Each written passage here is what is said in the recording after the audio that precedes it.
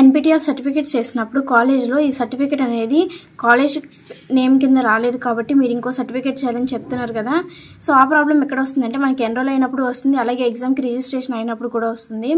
So first మనం enrol అయినప్పుడు మనం పెట్టుకోవాల్సిన మెయిన్ ఇంపార్టెంట్ 2-3 ఆప్షన్స్ ఉంటాయండి.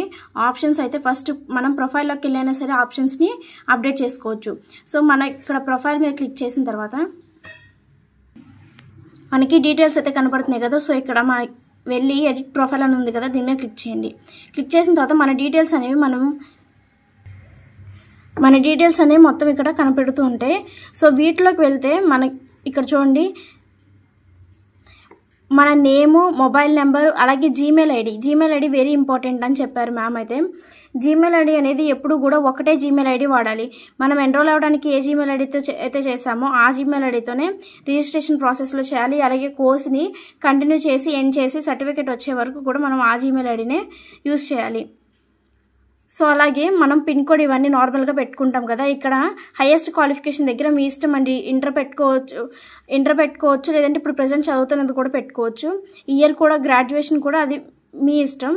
అలాగే అకాడమిక్ బ్యాంక్ ఆఫ్ క్రెడిట్స్, ఇక్కడ మనకి ఏబిసిడి ఐడి ఉందా లేదా అని చెప్పేసి అడుగుతుంది కదా. సో ఏబిసిడి ఐడి ఉంది కాబట్టి ఉందని చెప్పి పెట్టేసి మీ ఏబిసిడి ఐడి ఏదైతే ఉందో అది ఇక్కడ ఇవ్వండి. అలాగే ఎడ్యుకేషనల్ డీటెయిల్స్, ఇక్కడ మనకి స్వయం లోకల్ చాప్టర్ ఉందా లేదా అని చెప్పేసి అడుగుతుంది. సో ఇక్కడ మనం ఎస్ అని ప్రెస్ చేయాలి. నో అని ప్రెస్ చేస్తే అప్పుడు డీటెయిల్స్ అనేవి మన కాలేజ్ వాళ్ళకి రావు. అలాగే ఇక్కడ మన కాలేజ్ నేమ్ కూడా మనకి కింద వచ్చేస్తుంది, ఆంధ్రప్రదేశ్ అని సెలెక్ట్ చేసిన తర్వాత. అలాగే మన రోల్ నెంబర్, మనం 3rd ఇయర్ చదువుతున్నాం, కంప్యూటర్ సైన్స్, ఇవన్నీ మన ఇష్టము.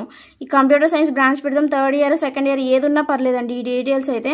కానీ ఇక్కడ స్వయం లోకల్ చాప్టర్కి ఎస్ అని పెట్టాం కదా, ఇదైతే వెరీ ఇంపార్టెంట్ అనమాట. అలాగే ఇక్కడ మన కాలేజ్ పేరు వస్తుందో లేదో చూసుకోండి. సో ఇక్కడికి వచ్చిన తర్వాత ఈ టిక్ మార్క్స్ని ప్లేస్ చేసి అప్డేట్ ప్రొఫైల్ చేస్తే మనకి ప్రొఫైల్ అయితే అప్డేట్ అయిపోతుంది. సో మనం ఎప్పుడు ఓపెన్ చేసినా మనకి ప్రొఫైల్ అనేది ఇలాగే కనపడుతుంది కానీ మారదు ప్రొఫైల్ అయితే. సో అలాగే మనం ఏదైనా కోర్స్ని కూడా ఎన్రోల్ అయ్యేటప్పుడు కూడా ఈ డీటెయిల్స్ని ఎడిట్ చేసుకోవచ్చు, అది కూడా చూద్దాము. ఇప్పుడు ఈ కోర్స్ని ఫర్ సపోజ్ ఎన్రోల్ అవుదాం అనుకుంటే, సో ఈ కోర్స్ని ఎన్రోల్ అయ్యేటప్పుడు మనకి ఇక్కడ కోర్స్ డీటెయిల్స్ మొత్తం ఇక్కడ వస్తాయి కదండి. సో ఇక్కడికి వచ్చేసరికి జాయిన్ అని చెప్పేసి ఆప్షన్ని ప్రెస్ చేయండి. ప్రెస్ చేసిన తర్వాత మళ్ళీ మనకి అకౌంట్ అనేది అయితే కనపడుతుంది. ఇక్కడ కూడా మనకి మన అకౌంట్ డీటెయిల్స్ అయితే వస్తాయి. సో ఈ డీటెయిల్స్ ఇలా వచ్చినప్పుడు మనం మన డీటెయిల్స్ అనేవి ఎడిట్ చేసుకోవచ్చు. సో చెప్పాను కదా, ఇక్కడ స్వయం లోకల్ చాప్టర్ ఉన్న దగ్గర మనం కనుక నో పెట్టి ఉంటే దాన్ని ఎస్ అని చెప్పేసి పెట్టుకోండి. సో ఇక్కడ స్వయం లోకల్ చాప్టర్ అనేది ఎస్ అని చెప్పేసి పెట్టుకొని మిగతా డీటెయిల్స్ అన్ని ఇచ్చిన తర్వాత మనం ఇక్కడ ఆంధ్రప్రదేశ్ అని సెలెక్ట్ చేసుకున్న తర్వాత మన కాలేజ్ ఉందో లేదో సెలెక్ట్ చేసుకోండి. NRI institute of technology Krishna Andhra Pradesh అంటే మన ఎన్ఆర్ఐ కాలేజ్ ఉన్నట్టే అర్థమండి.